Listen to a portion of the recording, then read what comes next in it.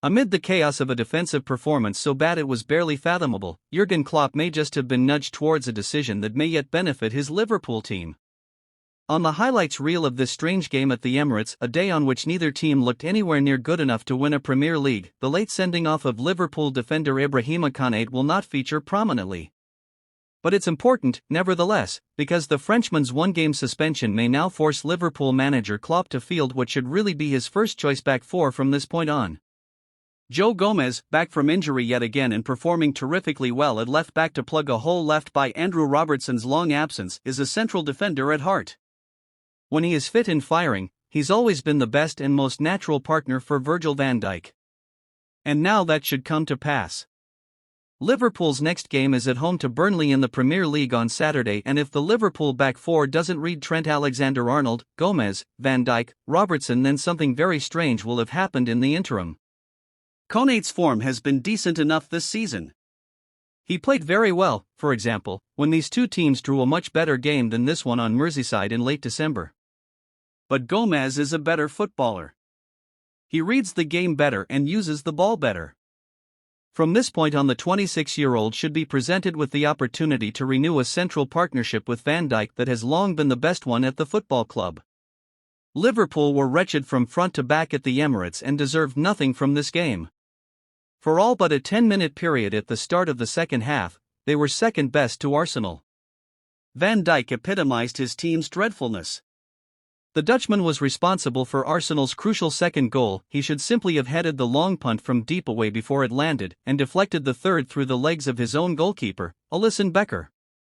But this was a day when the responsibility was collective. Konate, for example, played Kai Havertz onside with a criminal lack of concentration on the way to Arsenal scoring the game's first goal early in the afternoon, and his 2 yellow cards were ugly and spoke of an uncertainty when opponents attempt to turn him or roll him. Both were avoidable. Both were innocuous but telling at the same time. At the other end of the field, Liverpool were just as unimpressive. Cody Gakpo, the forward, only ever really looks comfortable when he is playing a supporting role. Here, with Mo Salah absent and Darwin Núñez beginning the day among the substitutes, he was asked to carry the load and didn't respond well enough. And then there is Núñez.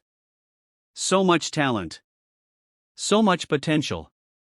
So much threat. But, given his opportunity to make a mark on this game in the second half, he wasted it. One moment in particular, easing past his man only to shoot wildly from an impossible angle with teammates waiting for a cross, spoke of an immaturity that he really should be starting to shed after a season and a half at Anfield. For Arsenal, this result was everything, and you could tell. Their celebrations at full-time were remarkable. Heaven knows what it will be like here in North London if they ever do win the league. But we shouldn't knock it, really. Defeat here may have left Mikel Arteta's team out of title contention, but that never looked likely. Maybe it was relief at the end. Maybe it was the adrenaline of a genuinely big result. They have struggled recently, and this did feel a little like a boil had been lanced. Now, Arteta and his players must move on and improve. Liverpool will recover. Manchester City, at Brentford tonight, will win and then win some more. So Arsenal will need to find levels greater than those they found here. Arteta was emotional as he watched, and it's always like this. At full-time his players did a lap of honor and the Spaniard was not far behind. On the touchline during the game, the Arsenal coach was as fully invested as ever. At one point in the second half he seemed to be telling referee Anthony Taylor to add on time as Liverpool hesitated over a throw-in. Arsenal were leading at the time, though. Why ask for the clock to be stopped? Strange. All of this plays to the idea that Arteta is a little over-emotional during games, and there is indeed something to that. Does his persistent waving of arms, chasing of loose balls that leave the field and chuntering at the referee and his assistants really do much to help his team? Or is it in danger of working the other way? It's certainly a debate worth having. At times Arsenal do appear to be rather too highly strung. But this is not the time to pore over the details of that one. In terms of his team's football, Arteta's influence continues to be profound.